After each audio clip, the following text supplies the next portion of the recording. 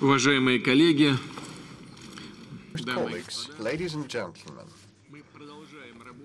we continue our deliberations now in the extended makeup, extended format. Our delegations have joined in. As the agenda prescribes, we will look at the relevant issues of BRICS activities, primarily in the economic domain. BRICS countries play a very important part in the global economy. By the end of last year, cumulative GDP of BRICS countries was in excess of $32 trillion. Since the foundation of the BRICS group, it's a growth of 60%. And now we account for around 30% of global GDP. BRICS produces 1/3 of global industrial output and half of the agricultural output. We have huge human capital. 43% of global population reside in BRICS countries. We are a huge consumer market with a growing demand for modern goods and services. Close cooperation in the economic sphere makes BRICS countries more and more interrelated. Intra-BRICS trade keeps growing, and the growth versus 2009 is 70%. And Russia's trade with BRICS countries has doubled.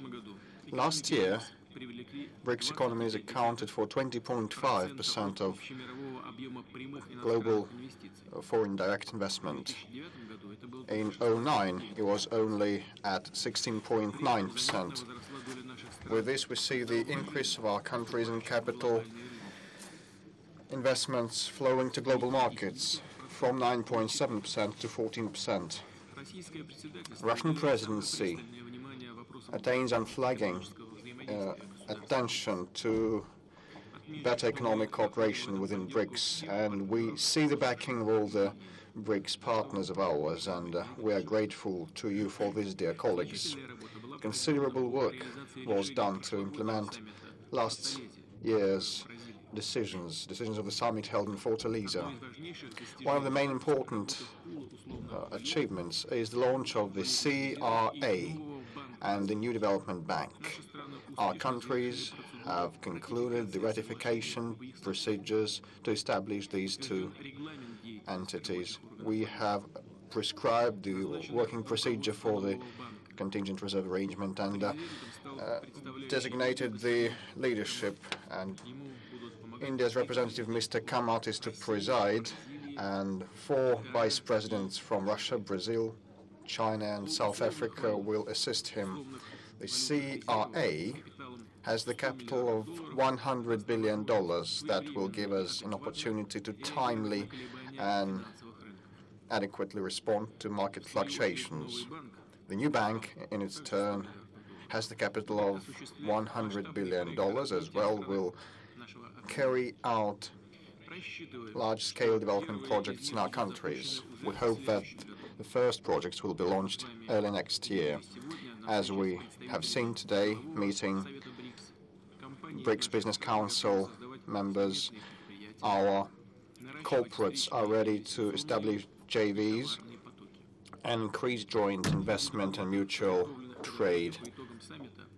Out of the documents that we prepared to sign as a result of the summit, we have the strategy for BRICS economic partnership till 2020 that has the goal set to enhance the competitiveness of our economies on global markets and make ties in energy, high-tech, agriculture, science and education more solid and firm. The Russian side has prepared a draft roadmap of investment cooperation within BRICS. We hope that our partners will contribute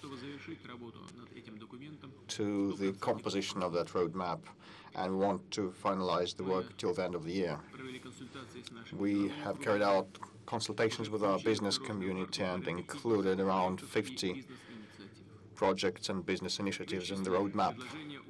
Among them are a proposal to establish an energy association, create an international energy research center, and a union of smelting industry representatives.